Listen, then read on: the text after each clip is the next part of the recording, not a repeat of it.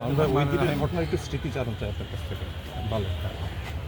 দেশবাসী দেখেছে এবং গণমাধ্যমের সূত্রে সারা বিশ্ববাসী দেখেছে 2013 সালের 5ই মের শাপলা চত্বর সহ আশপাশ এলাকার হৃদয় বিদারক ভয়ঙ্কর মর্মান্তিক দৃশ্যগুলো, যে দৃশ্য সারা পৃথিবীর বিবেকবান মানুষকে কাঁদিয়েছে।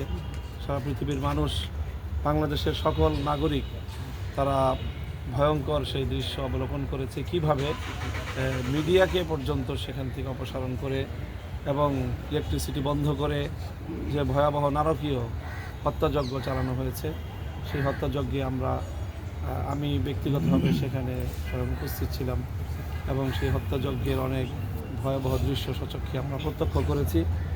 এবং আজ প্রায় 11 বছর প্রায় 11-12 বছর, এক যুগ ধরে আমরা সেই দুঃসহ স্মৃতি বয়ে বেড়াচ্ছি। আমরা অনেক আমাদের শহীদদের কবরের পাশে দাঁড়িয়েছি, এমন অনেক আমাদের আপনজন যারা তাদের আপনজনকে হারিয়েছে। মর্মান্তিকতা এখানেই শেষ নয়, বরং অনেক শহীদ পরিবারের আপনজন, শহীদদের স্ত্রী, শহীদদের সন্তানেরা তাদের আপনজন শহীদ হওয়ার পর তারা তাদের আপনজনদের লাশটুকু পর্যন্ত খুঁজে পায়নি। অনেকে শাহাদাত বরণ করার পর তাদের আপনজনদেরকে পুলিশ জোরপূর্বক তাদেরকে দিয়ে মিথ্যা মামলা দায়ের করানোর জন্য চাপ প্রয়োগ করেছে, যার কারণে তারা পুলিশের হাত থেকে বাঁচার জন্য, আত্মরক্ষার জন্য তাদেরকে ফেরারি জীবনযাপন করতে হয়েছে। বছরের পর বছর এই ফেরারি জীবনযাপন করে তারা অনেকেই সামাজিকভাবে, আর্থিকভাবে ভয়াবহ ক্ষতিগ্রস্ত এবং এক বিপর্যস্ত জনজীবন নিয়ে তারা চলছে।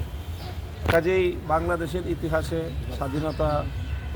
স্বাধীনতা পরবর্তী এই 53 বছরে 13 সালের 5ই মে এক ভয়াবহ নারকীয় হত্যাকাণ্ডের দিন। এটি বাংলাদেশের মানুষের জন্য, বাংলাদেশের ইতিহাসের জন্য একটি অভিশপ্ত দিন। আমরা মনে করি যে অভিশাপ থেকে মুক্তির উপায় হলো যে এর যে কুশীলব এবং হত্যাকারী যারা, তৎকালীন প্রধানমন্ত্রী শেখ হাসিনা সহ সকল হত্যাকারীদেরকে এবং হত্যাকাণ্ডের সঙ্গে জড়িত যারা রয়েছে তাদেরকে উপযুক্ত আইনের মাধ্যমে বিচারের